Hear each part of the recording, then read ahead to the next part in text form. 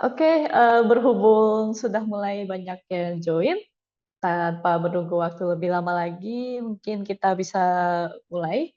Sekarang, saya akan buka webinarnya pada sore hari ini. Selamat sore Bapak, Ibu, Mas, Mbak sekalian. Terima kasih sudah bergabung bersama kami, Global Food Partners, di acara webinar kami pada sore hari ini. Perkenalkan, nama saya Yolanda, saya program associate dari Global Food Partners. Saya berbasis di Yogyakarta. Tapi Global Food Partners ini sendiri, kami merupakan suatu perusahaan konsultasi multinasional yang kami bekerja dengan baik dengan para buyer, para perusahaan makanan dan perhotelan, juga para produsen atau para peternak, untuk membantu mereka dalam proses transisinya menuju sistem bebas sangkar. Dan saya sungguh senang sekali pada sore hari ini saya diberi suatu kehormatan untuk mewakili tim GFP untuk mengadakan webinar dari Global Food Partners yang pertama kalinya diadakan dalam bahasa Indonesia ya. Karena sebelum-sebelumnya memang kita sudah banyak melakukan webinar, tapi sebelum-sebelumnya kami selalu menggunakan bahasa Inggris. Tapi karena kami melihat kalau di Indonesia ini juga peluangnya cukup tinggi, dan peminatnya juga cukup banyak, apalagi kami juga punya proyek di Indonesia, maka dari itu pada hari ini akhirnya kami membuat webinar dalam bahasa Indonesia untuk yang pertama kalinya. Untuk webinar ini, untuk sepanjang presentasi beberapa menit ke depan nanti, memang saya akan seorang diri membawakan presentasi saya, tapi nanti pada akhir sesi, kami juga akan memiliki sesi tanya-jawab, dan di sesi tanya-jawab tersebut saya tidak sendiri, tapi saya akan ditemani oleh rekan saya, Elisa Lim. Beliau adalah CEO dari Global Food Partners, dan juga dengan Daun Dengo, dan beliau adalah dari Senior Manager dan Corporate Outreach. Dan mereka nantinya akan bersama saya menjadi panelis dalam sesi Q&A untuk menjawab segala pertanyaan dari para hadirin. Nah, jadi selama webinar berlangsung, jika dari Bapak, Ibu, atau Mas, Mbak ada pertanyaan, silakan bisa langsung diketikkan di kolom komentar, dan lalu nanti akan kami jawab di akhir sesi. Jadi sepanjang sesi nanti, kalau di tengah-tengah sesi kalian terpikirkan ada pertanyaan, silakan tinggal langsung dimasukkan saja, dan kami nanti akan baca di akhir acara. Nah, untuk kepentingan dokumentasi juga webinar ini akan kami rekam. Nanti rencananya akan kami upload juga di YouTube supaya kalau ada yang terlewat acara ini mereka bisa menonton acara ini di YouTube intinya. Ya, langsung saja saya akan mulai. Jadi untuk presentasi saya pada sore hari ini berjudul Bagaimana Menyusun Peta Jalan Bebas Sangkar atau Catch-B di Asia untuk memenuhi komitmen Anda dan mengurangi biaya yang diperlukan.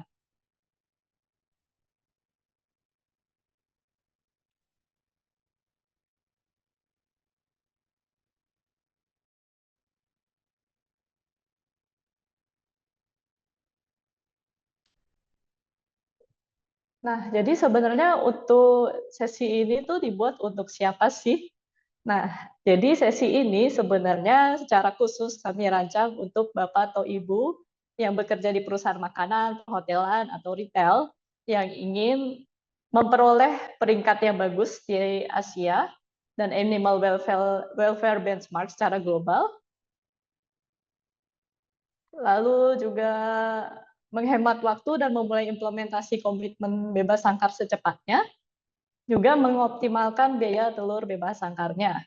Tapi tidak terbatas untuk itu, mungkin pada kesempatan kali ini juga ada mungkin Mas Mbak mahasiswa atau Mas Mbak Bapak Ibu dari institusi lain yang juga turut hadir di sini. Semoga dengan mengikuti acara ini kami juga dapat membawa manfaat sehingga Bapak Ibu Mas Mbak dapat mengetahui lebih jauh terkait sebenarnya tantangan-tantangan apa sih yang dihadapi dari industri catering ini dan support apa yang ada terutama di Indonesia ini sendiri.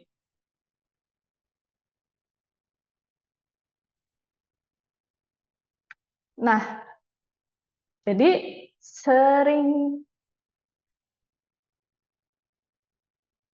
seringkali ketika klien datang menghubungi kami, Mereka tuh telah mencoba berbagai cara untuk mengimplementasikan kebijakan cage free mereka.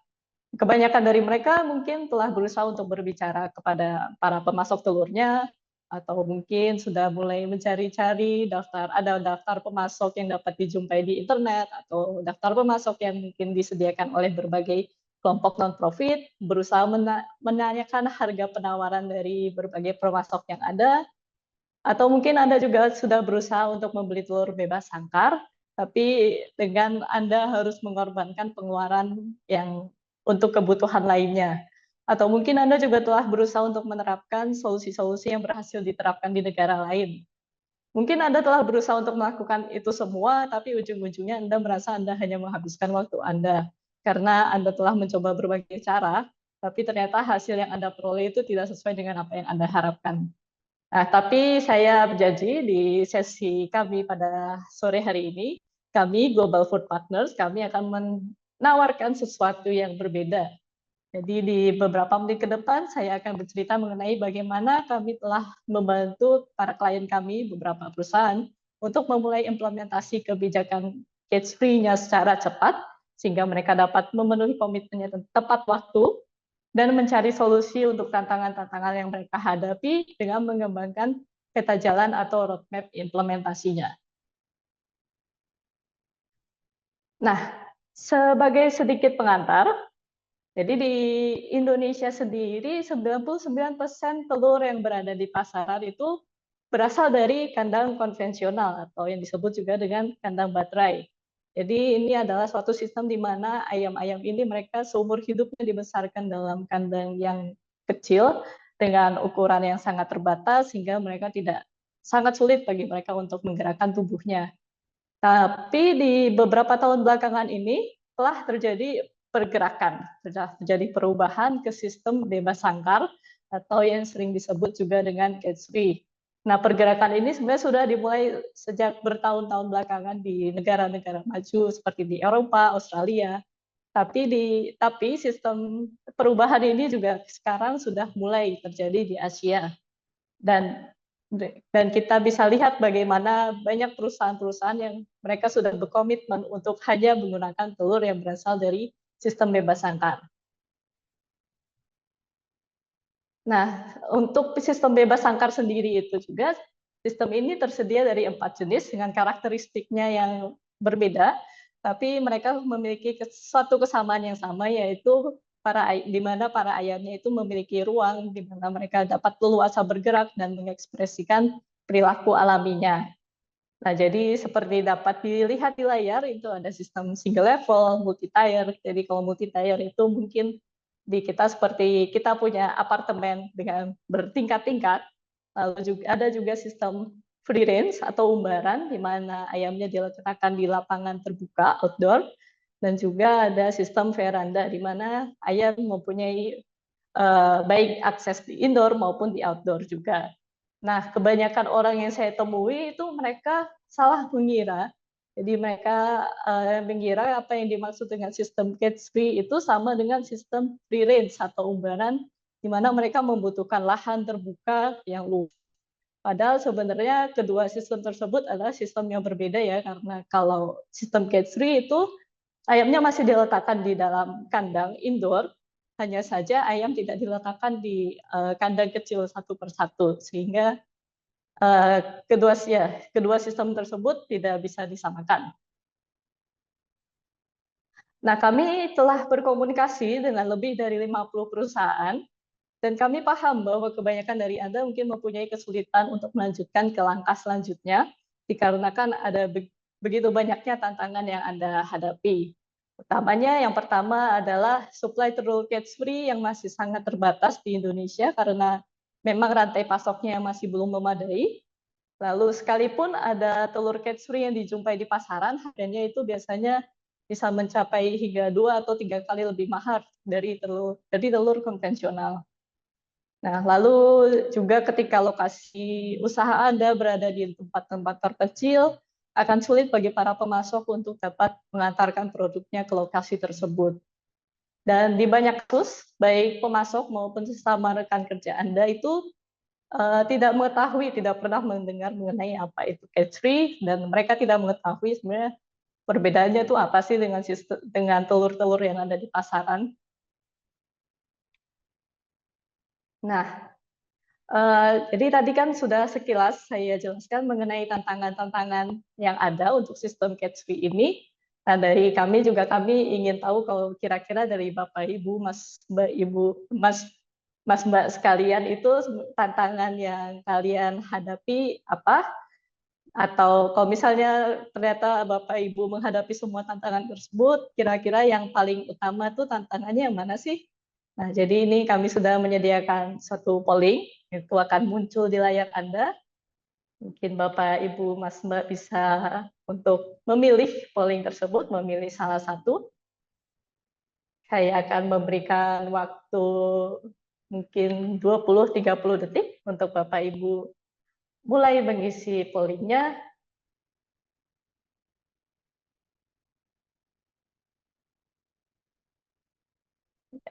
Untuk Bapak, Ibu, Mas, Mbak yang baru saja masuk ke ruangan Zoom, itu di layar Bapak, Ibu, Mas, Mbak bisa dilihat ada jendela polling, bisa minta untuk diisi, dipilih kira-kira dari keempat tantangan yang ada itu, tantangan mana sih yang paling utama yang jadi momok bagi Bapak, Ibu untuk ragu untuk beralih ke sistem catch free ini.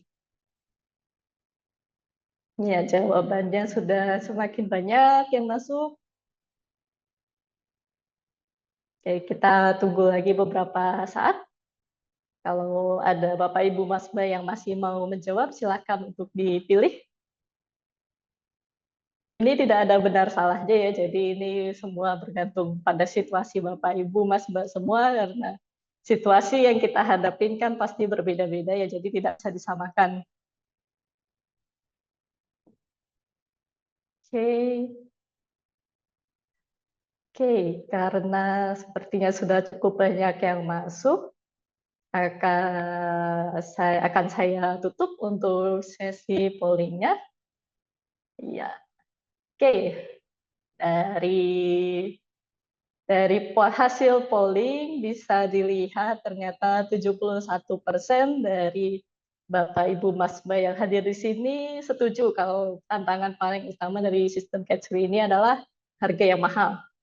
Lalu diikuti oleh pilihan yang keempat, yaitu staf dan pemasok yang memerlukan pelatihan karena mereka kurangnya pengetahuan terhadap sistem catch free, lalu diikuti dengan pasokan telur catch free yang tidak mencukupi, dan yang terakhir itu 14% gitu karena tantangan karena lokasi yang jauh.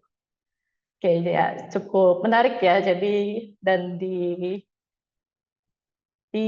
beberapa menit ke depan di slide-slide saya selanjutnya saya akan menjelaskan lebih lanjut terkait bagaimana kami menjawab tantangan-tantangan tersebut. Tapi sebelumnya terima kasih untuk Bapak, Ibu, Mas, Mbak yang sudah ikut berpartisipasi dalam mengisi polling tadi. Ya, jadi memang dalam yang namanya perubahan itu memang akan selalu, emang tidak pernah mudah ya. Tapi kami percaya bahwa di balik setiap tantangan itu pasti akan ada opportunities atau peluang.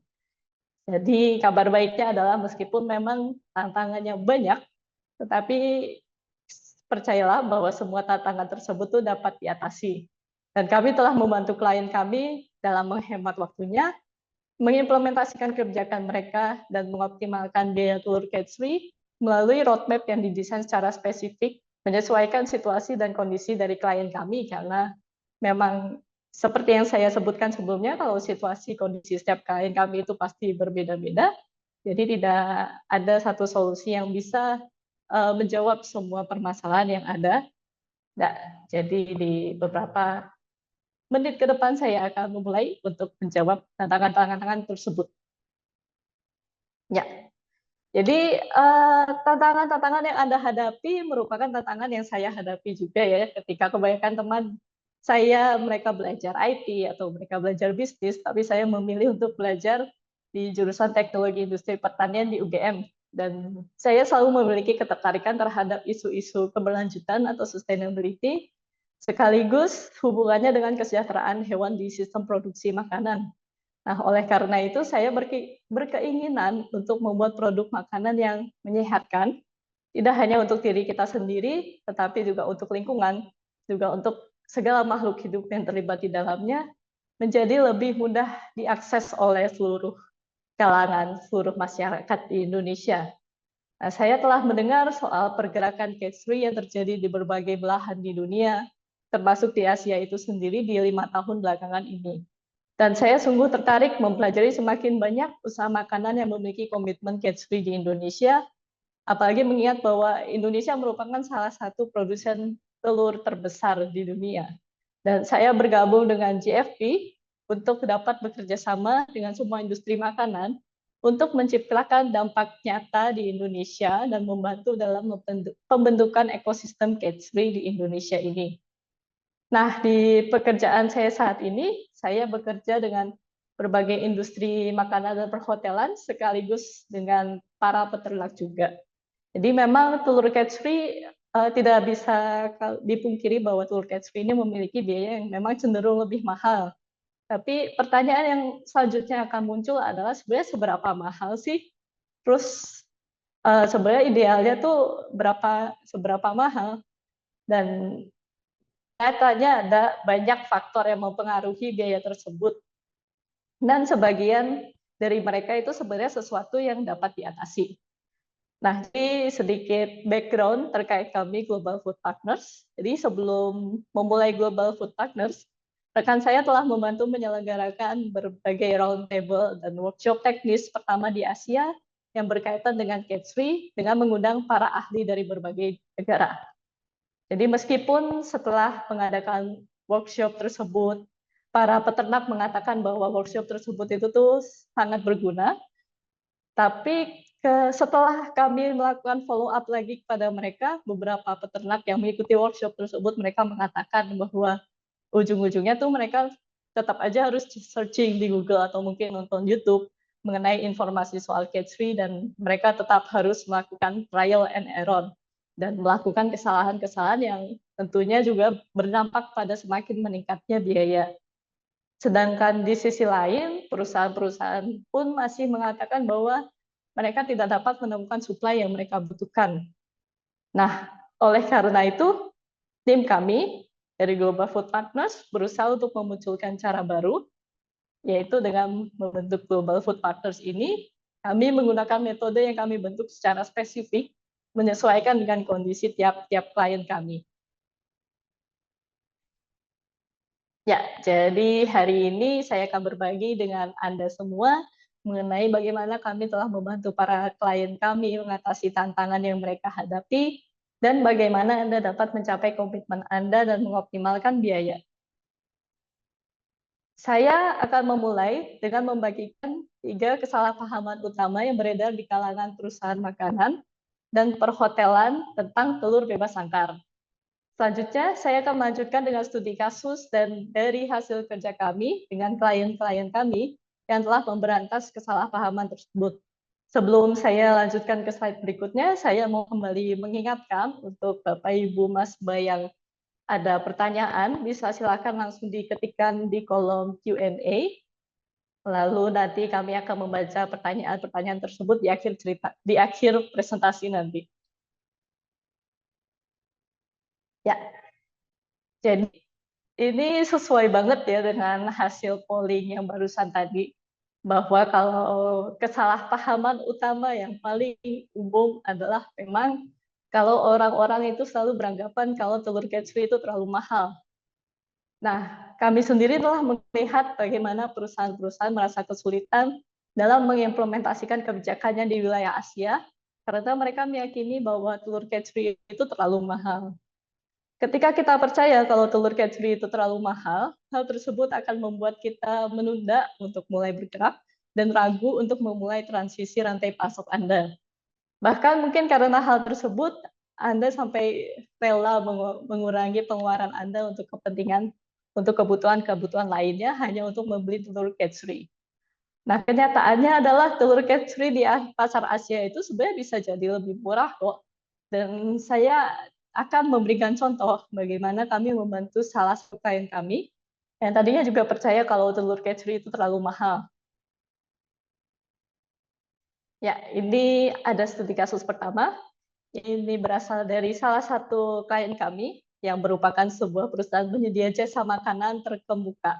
Jadi mereka datang meminta bantuan dari kami karena mereka baru saja menerima penawaran telur catch-free dengan harga yang 3 kali lebih tinggi dari harga telur konvensional.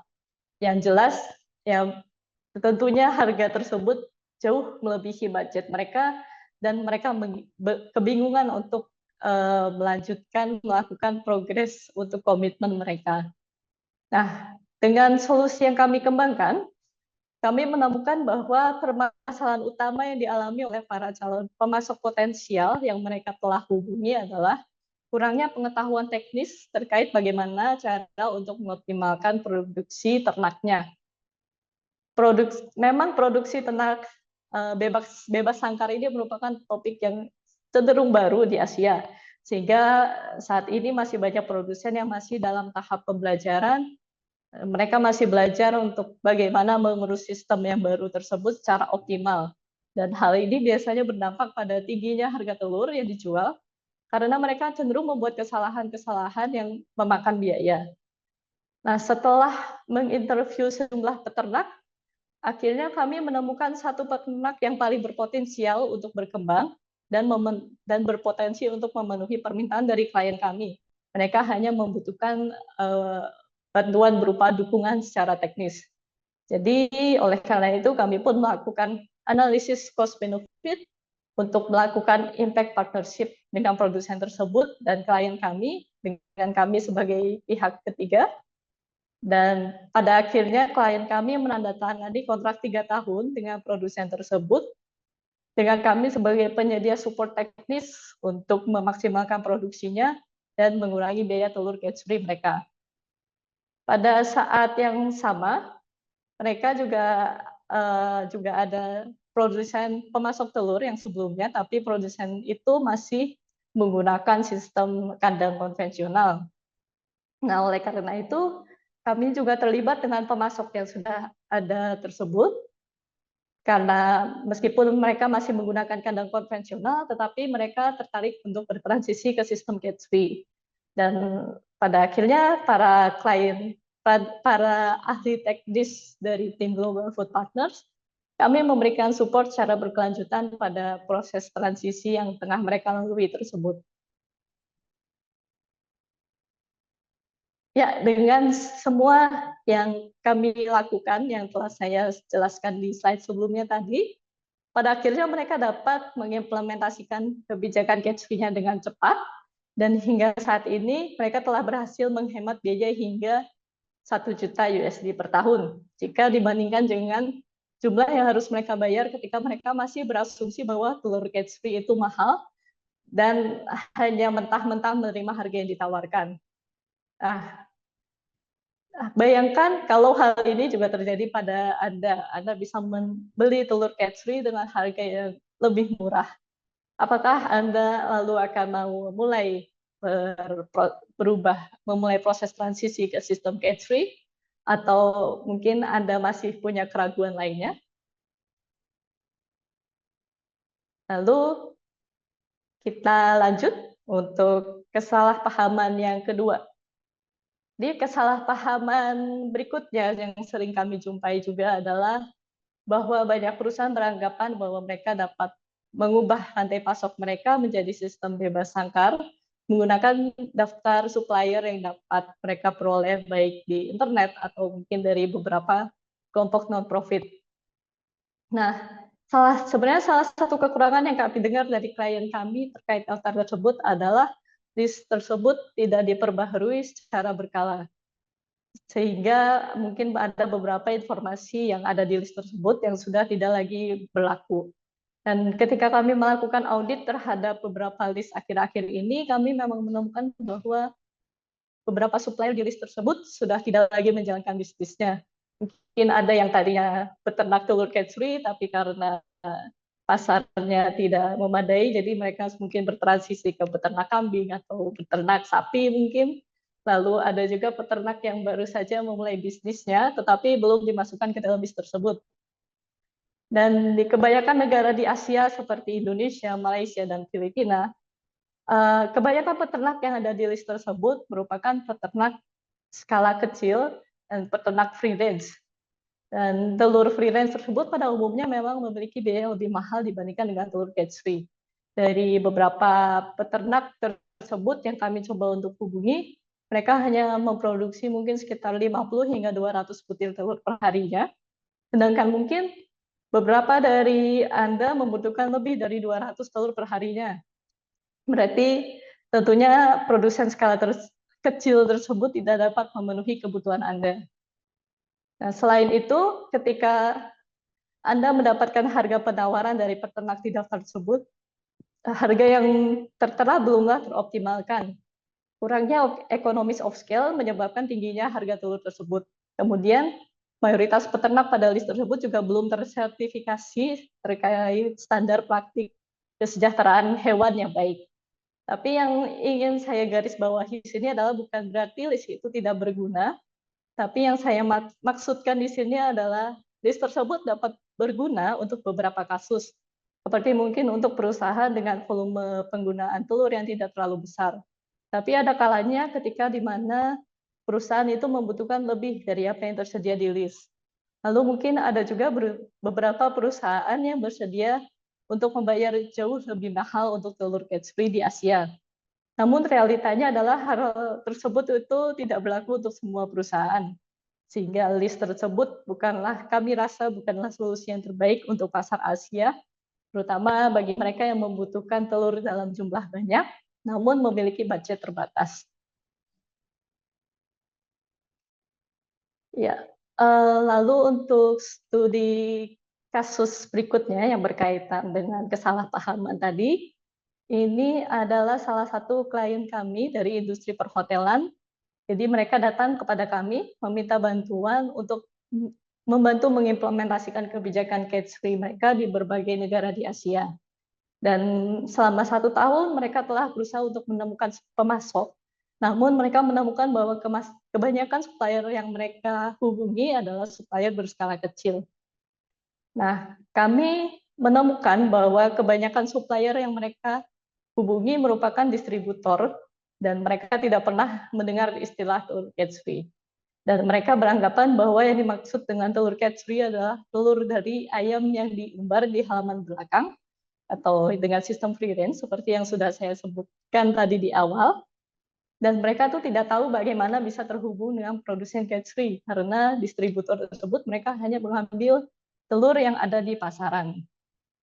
Nah, melalui solusi yang kami bentuk secara khusus untuk klien tersebut, kami mengesampingkan list yang ada dan kami membuat peta jalan yang secara khusus kami bentuk mengikuti dengan situasi kondisi yang dialami klien tersebut beserta dengan mengikuti kondisi pasar lokal di masing-masing negara.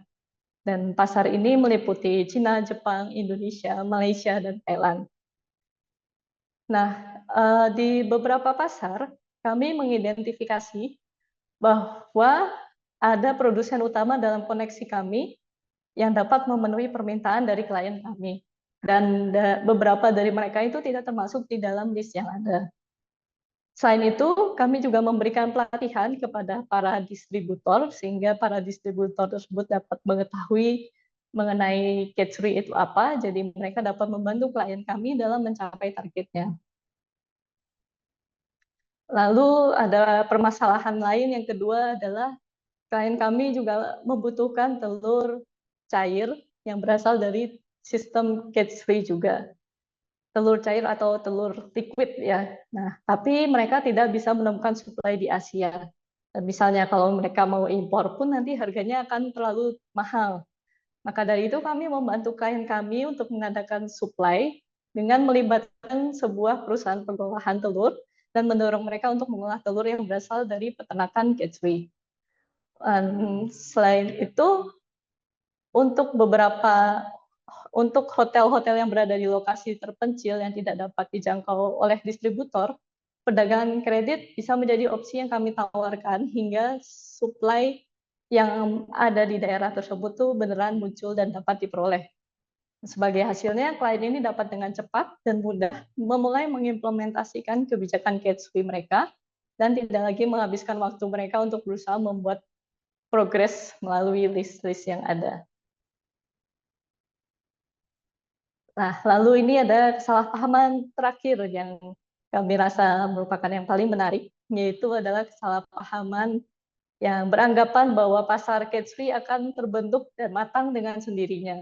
Jadi jika kita hanya duduk diam tanpa melakukan apa-apa, lalu akan secara ajaib itu muncul suplai telur catch free di depan mata dengan harga yang terjangkau.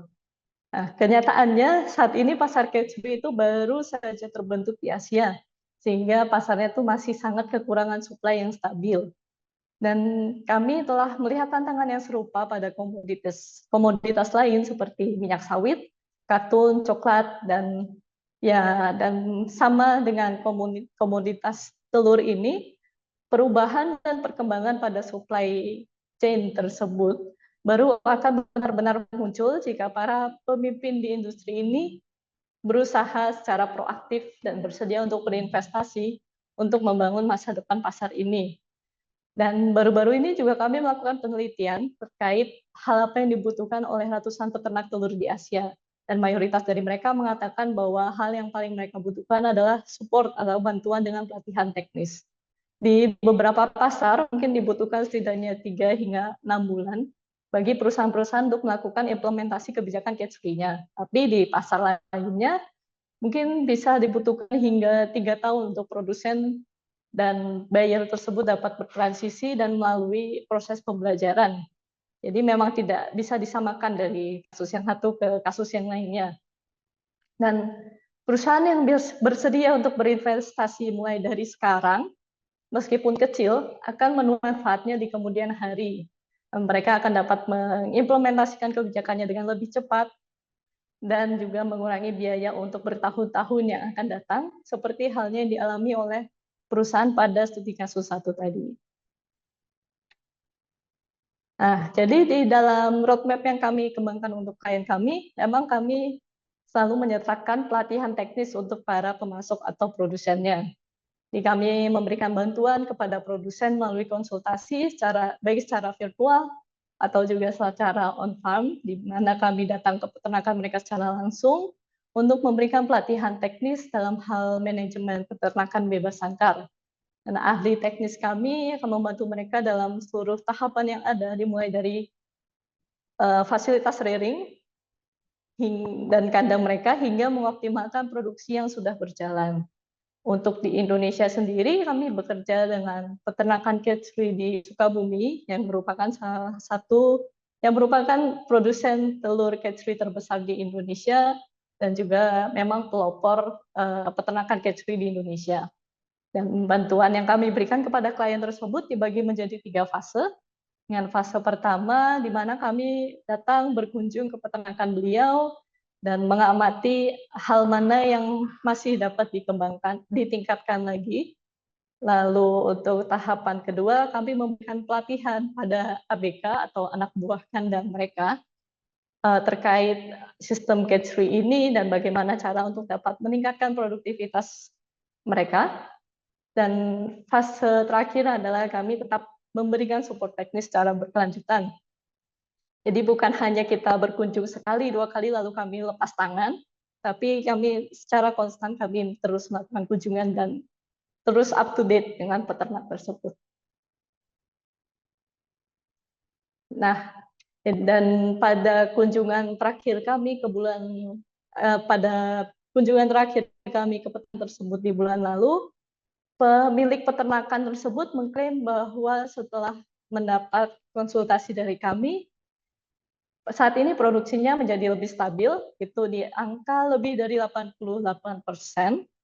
Dan juga selain itu, dengan bantuan yang kami berikan, beliau mengatakan bahwa saat ini beliau dapat memperpanjang masa produksi ayam-ayamnya. Dari yang biasanya ayamnya itu sudah di afkir atau sudah pensiun istilahnya, dari umur 78 hingga 80 minggu. Tetapi setelah kami berikan bantuan support kepada mereka, akhirnya ayam itu masih dapat memiliki tingkat produktivitas yang baik, bahkan ketika ayam tersebut sudah berumur 85 minggu dengan tingkat produktivitas yang masih di atas 80%. Selain itu juga saat ini juga floor egg-nya sudah berkurang, juga tingkat mortalitas pun sudah berkurang. Tidak hanya di Indonesia juga, kami juga memberikan support bagi peternak, salah satunya di Cina. Jadi sebelum bertemu kami, mereka mencoba untuk melakukan segala sesuatunya sendiri, trial dan error sendiri, tapi tidak mendapatkan hasil yang mereka harapkan. Mereka mengalami persentase floor egg yang cukup tinggi dan jumlah telur yang dihasilkan tidak banyak. Dan faktor tersebutlah yang menyebabkan harga tingginya biaya produksi. Dan hanya dalam waktu 1 tahun, saat ini produsen tersebut telah menjadi salah satu produsen telur yang sukses di Cina.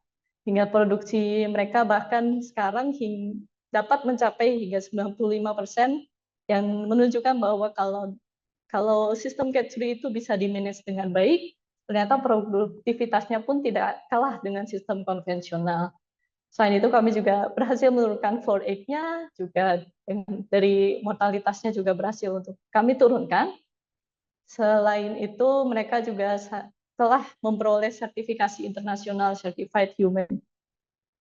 Dan karena bantuan kami dengan semakin meningkatnya produksi, akhirnya mereka memutuskan untuk mengembangkan terus peternakannya. Dengan saat ini mereka sedang dalam proses konstruksi untuk membangun kandang kedua dengan kapasitas 150.000 ekor.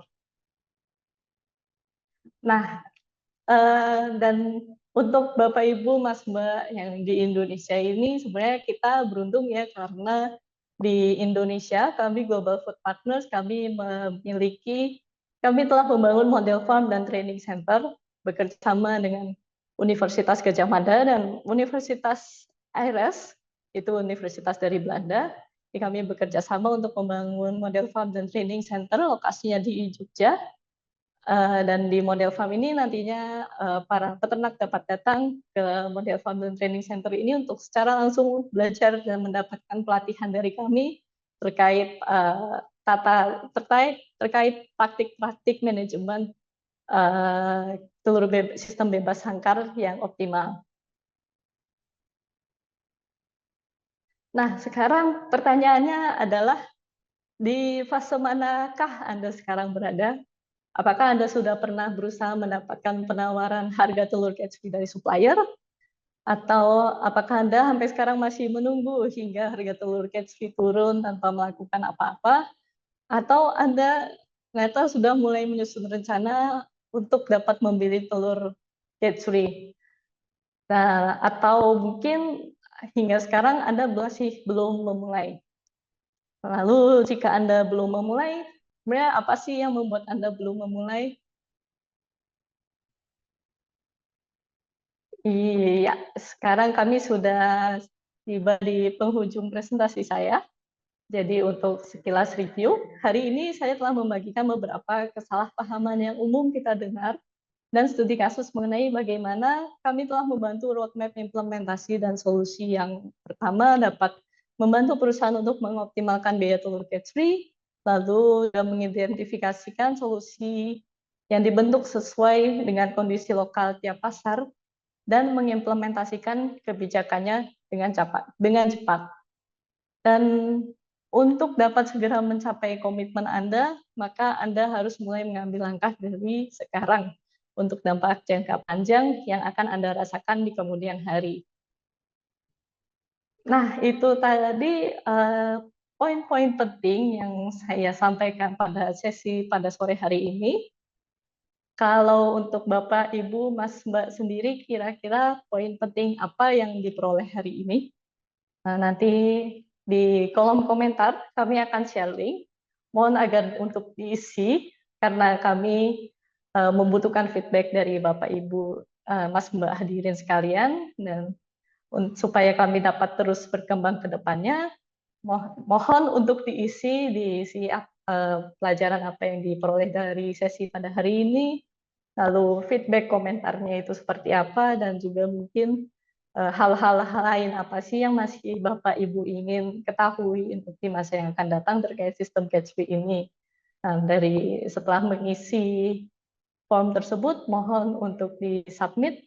Lalu nanti kami juga sudah menyediakan hadiah menarik dengan melakukan kami ada lucky draw bagi hadirin yang sudah mengisi form tersebut, dan nanti untuk pemenangnya nanti akan kami langsung hubungi secara langsung melalui kontak yang sudah disubmit melalui form tersebut. Ya, akhir kata, memang yang namanya melakukan perubahan itu bukan sesuatu yang mudah, termasuk untuk kita merubah supply chain telur ini yang sudah ada selama berpuluh-puluh tahun ke sistem cage-free. Memang banyak tantangan, memang pasti butuh proses, butuh waktu, tidak mungkin semuanya dapat dilakukan hanya dalam mungkin sehari, seminggu, sebulan, itu tidak, tapi kita butuh waktu yang panjang.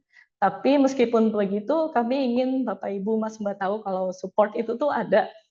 Dan daripada terus-menerus berfokus pada tantangan atau permasalahan yang ada, kenapa kita tidak fokus pada peluangnya saja, dan kita mulai bergerak dari sekarang untuk menjadi leader. Nah, jika hal yang saya bagikan hari ini menarik untuk Anda, dan jika Anda membutuhkan support atau mungkin Anda sekedar mau tanya-tanya dulu pada kami, silahkan Anda bisa men-scan QR code yang ada di layar Bapak Ibu sekalian, lalu untuk mengisi form tersebut, dan nanti kami akan segera menghubungi Anda.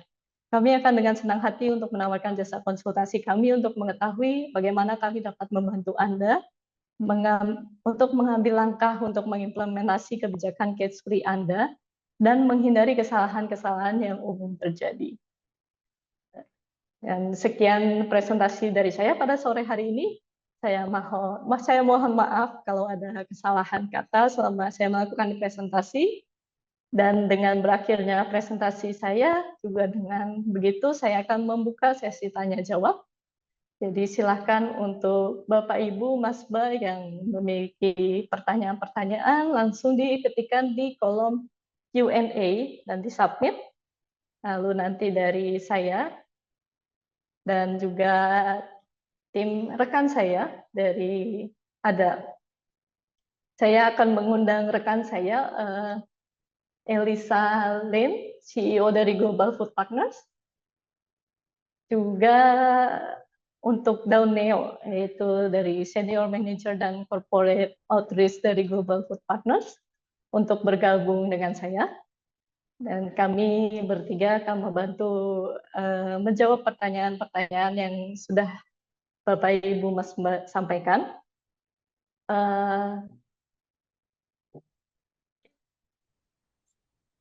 Hai Lisi. Hai Lisi, hai Dawn. Hi, good afternoon. Hello, good afternoon. Do you want to shortly introduce yourself? Sure.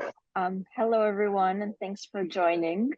I'm Elisa Lane, CEO and co-founder of Global Food Partners based in Singapore. So again, thank you all for joining and looking forward to the Q&A.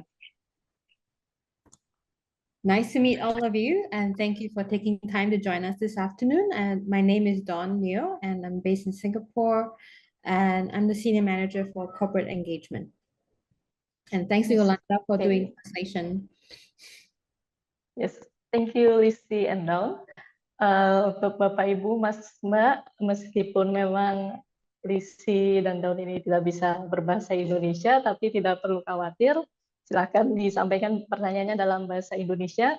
Nanti saya akan menerjemahkan, dan sehingga nanti dari Lisi dan Dawn juga mereka dapat menjawab. Dan nanti juga kalau perlu saya pun bisa menerjemahkan untuk jawaban yang diberikan dari Lisi dan Dawn. Ya, apakah sudah ada pertanyaan yang masuk?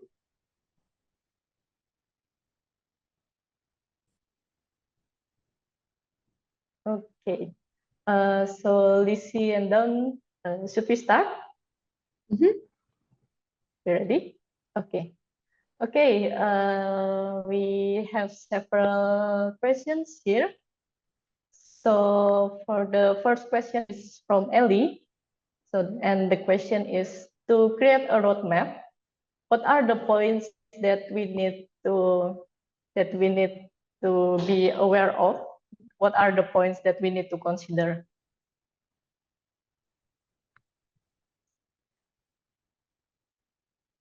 Lizzie and Dawn, if you want to answer, I'll just let you answer. Okay, so maybe I can go first and Lissy can add if I miss out on anything. So I think for a roadmap, we really need to talk to the company, the various teams involved, like procurement, sustainability, to get an idea of what their supply chain looks like, because every company is different. And after we understand that, we also need to speak to the existing suppliers to get an overall view. And internally, we'll discuss and come up with customized solutions for this particular company, just like what you saw in the 2 case studies that's presented. So really involves one-on-one assessment. There is no one-size-fit-all approach. Lissy, do you want to add anything? I think you covered it. I think there's a lot of different elements of the roadmap. And like you said, it involves a lot of conversations with different departments of a company. So procurement, sales, marketing, communications, and getting all of their feedback on what has worked well, what have been the challenges, and combining that with, as Dawn was mentioning, the supplier interviews and the opportunities there and our knowledge in that market to come up with a roadmap that will work to meet that company's specific deadline and their sourcing requirements for that country.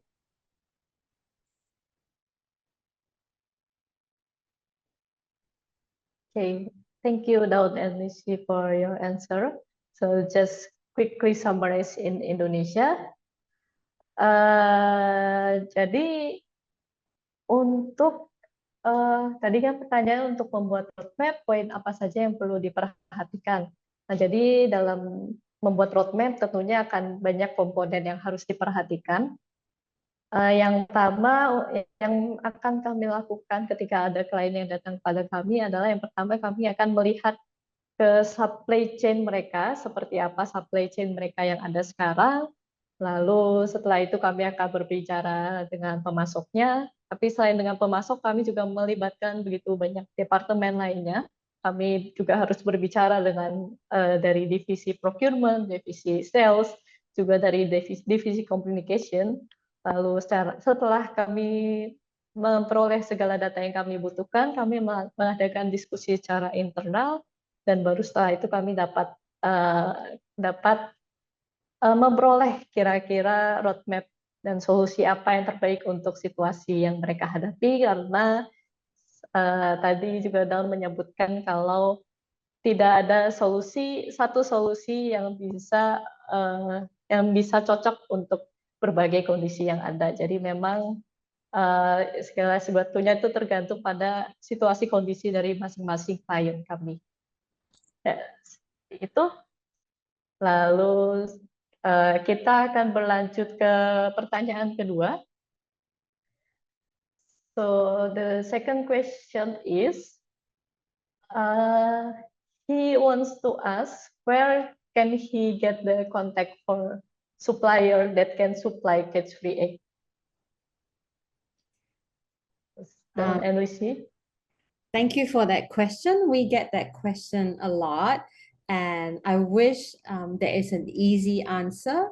And often the suppliers that exist right now, they are not able to supply a large company that need eggs to be delivered to multiple locations across Indonesia.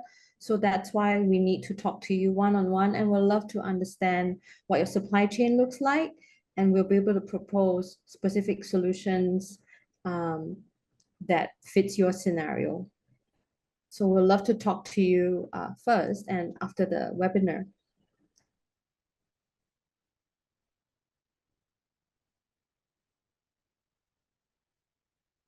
Thank you, Don. Lizzie, if you have anything else to add? Nope.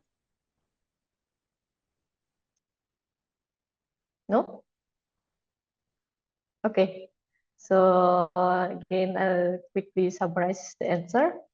Jadi yang dikatakan Don tadi adalah ya kami berharap ada jawaban yang gampang, yang simple untuk pertanyaan tersebut, tapi sebenarnya itu tuh tidak sesimpel kelihatannya, karena kenyataannya supplier yang ada sekarang, terutama di Indonesia ini, nggak bisa supply ke perusahaan-perusahaan besar, apalagi kalau misalnya mungkin lokasinya di lokasi terpencil atau mungkin di luar Jawa, itu tuh belum ada. Jadi kalau misalnya memang tertarik, makanya yang harus kami lakukan adalah kami akan dengan senang hati berdiskusi dengan Anda supaya kami bisa mengetahui kondisi dari supply chain yang Anda punya sekarang. Lalu kami baru dengan itu kami nanti bisa memberikan solusi dari supplier mana yang memang paling sesuai dengan skenario yang ada di LIGI. Ya. Seperti itu. Lalu selanjutnya kita akan berlanjut ke pertanyaan ketiga. So what are the services that GFP can give? And does it include the service to design and to do the construction of the shed, or also maybe vaccination? Or is it only limited to the consultancy service? Thank you. Lucy, do you want to take that? Sure. So we offer services to both buyers, so the food and hospitality businesses, and to producers, to egg farmers. And on the food and hospitality business side, we offer services like this webinar is explaining of roadmap development to help companies develop their plans so that they can fulfill their commitments to go cage-free by their deadline. And Yolanda, let me know, do you want me to stop and then you interpret, or do you want me to keep going? Okay. You can continue, yes. And we also work with companies on internal training as well to develop the capacity and the knowledge of the internal teams to be able to implement the cage-free policy successfully and to be able to implement cost savings during the process. For producers, and I should say for food companies as well, once we have the roadmap, we do also work with our clients to help them implement that roadmap, steps that are included in that roadmap. With egg producers, we have a technical team, and you saw the case study in this webinar of some of the work that we've done with producers. But our technical team will work one-on-one with egg producers to help them develop their production plan, to implement best practices in cage-free production, good management practices on the farm, to implement good biosecurity practices, and everything else that goes along with good cage-free egg production. So I hope that answered the question, but we do work very closely with the farmers on the technical side of production, so that we can achieve good results like Yolanda presented in that case study. Thank you, Lizzie. Dom, if you have anything else to add? That's excellent. I think Lucy covered everything. Thank you. Okay. So the answer from Lizzie. Jadi untuk jawaban dari pertanyaan ketiga ini, service apa saja yang diberikan oleh GFP, termasuk jasa perancangan atau konstruksi kandang dan vaksin, atau sebatas jasa konsultasi saja. Jadi jawabannya dari kami adalah ya kami memang hanya menyediakan jasa konsultasi karena memang kami perusahaan konsultan. Jadi kami menyediakan servis konsultasi baik dari produser atau peternak telur, juga kepada para pembeli telur, yaitu para perusahaan makanan dan perhotelan, untuk membantu mereka memenuhi komitmennya. Jadi kami melakukan juga memberikan internal training ke perusahaan tersebut supaya mereka dapat mengimplementasikan kebijakannya dan juga untuk menghemat biaya yang mereka butuhkan. Dan seperti yang sudah dijelaskan tadi, kami lalu akan mengembangkan roadmap-nya sesuai dengan kondisi dari perusahaan mereka, dan lalu kami akan membantu mereka untuk mengimplementasikan roadmap mereka. Selalu untuk dari segi produsen atau peternak sendiri, memang kita juga bekerja sama dengan para peternak atau produsen. Kami bekerja secara one on one, jadi kami memberikan konsultasi baik secara virtual, online, atau kami juga bisa datang ke lokasi ternak Anda untuk memberikan konsultasi secara langsung. Kami bisa memberikan konsultasi terkait manajemen yang baik itu seperti apa, lalu untuk biosecurity-nya seperti apa, seperti yang tadi sudah dijelaskan di case tadi.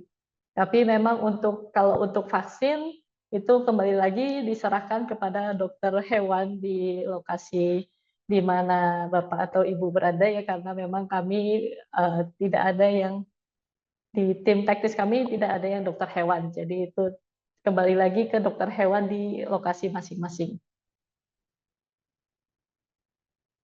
Okay. So, and then continue to the fourth question. The question is a bit long, so I might take some time to translate this. So he said that the price of the fresh egg is always become a challenge because egg is the source of animal protein that's very sensitive to like the price. It really fluctuates, and he said that he noticed that the approach that we do is mostly to the farmer who has the cage-free system, and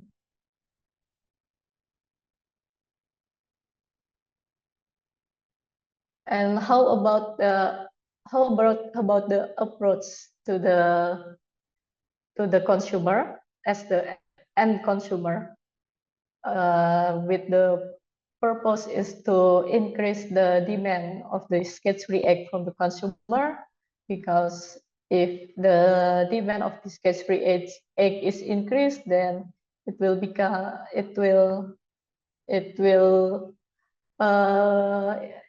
encourage the producer to start doing the transitioning to the cage-free system.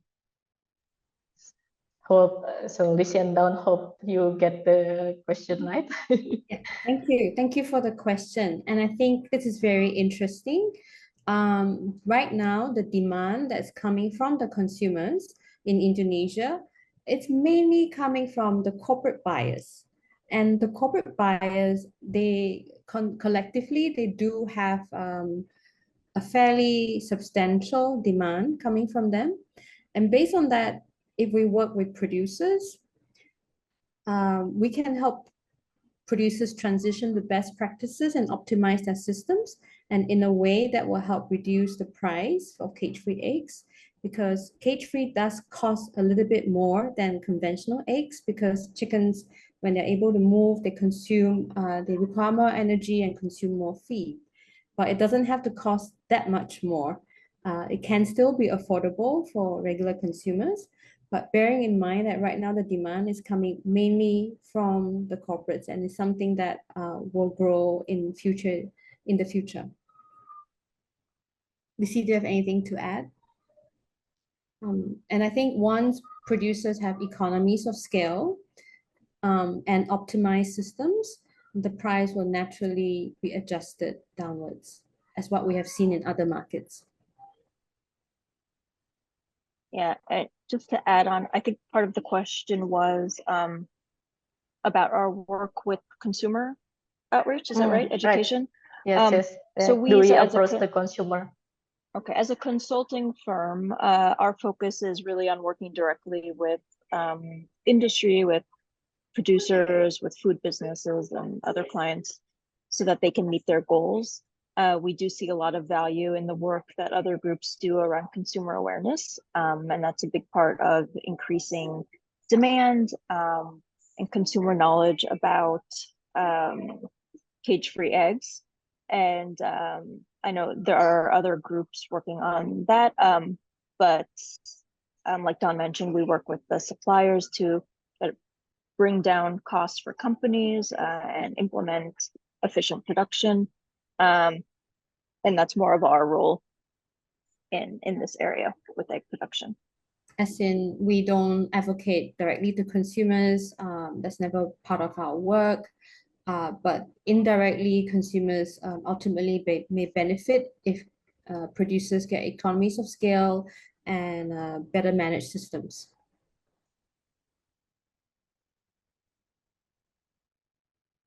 Okay.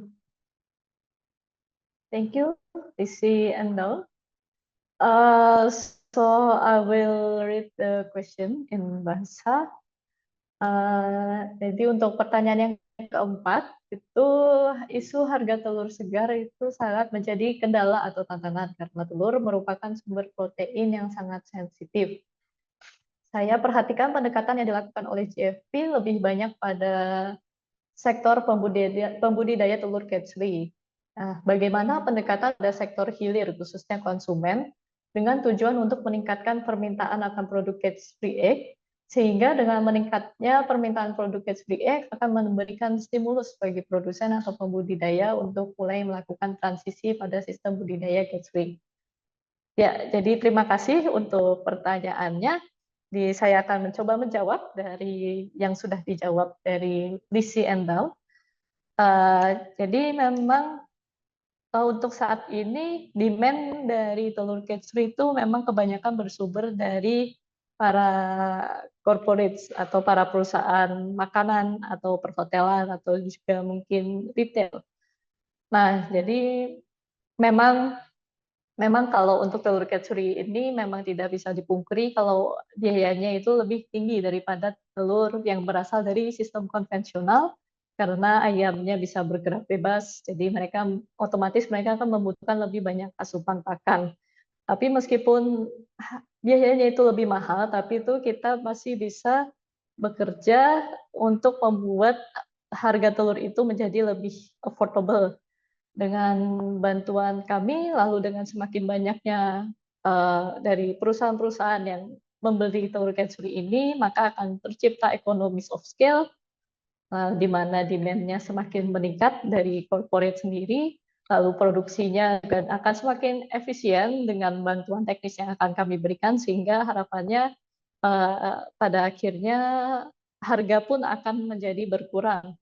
Jadi memang kami itu perusahaan consulting firm, jadi kami memang memberikan konsultasi dan memang kami fokusnya itu hanya kerja untuk industri ya. Jadi kami tidak melakukan advokasi secara langsung ke konsumen karena memang ada institusi atau organisasi lain yang mereka memang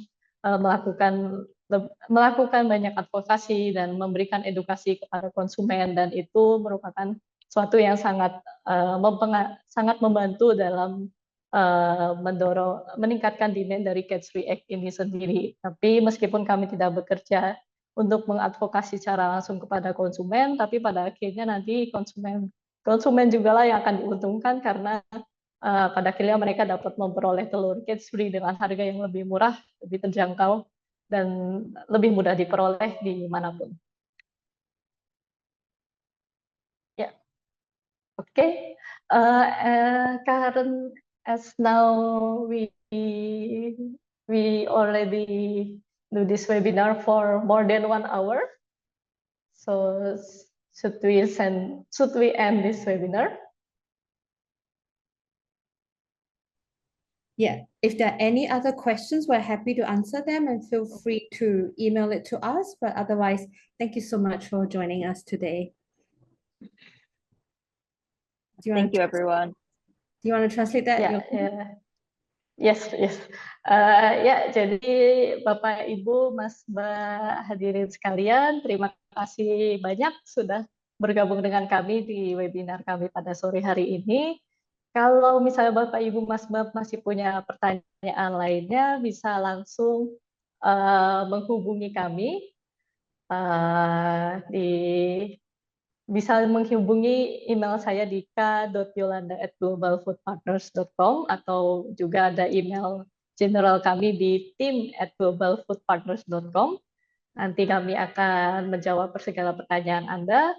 Jadi sekali lagi terima kasih sudah menyempatkan waktunya untuk mendengarkan presentasi dari kami dan mengikuti diskusi yang menarik pada sore hari ini. Terima kasih juga sudah untuk partisipasinya dan untuk pertanyaan-pertanyaannya. Untuk acara sore hari ini akan kami tutup. Sekali lagi terima kasih dan semoga kami dapat berjumpa lagi di acara-acara kami selanjutnya. Terima kasih, selamat sore.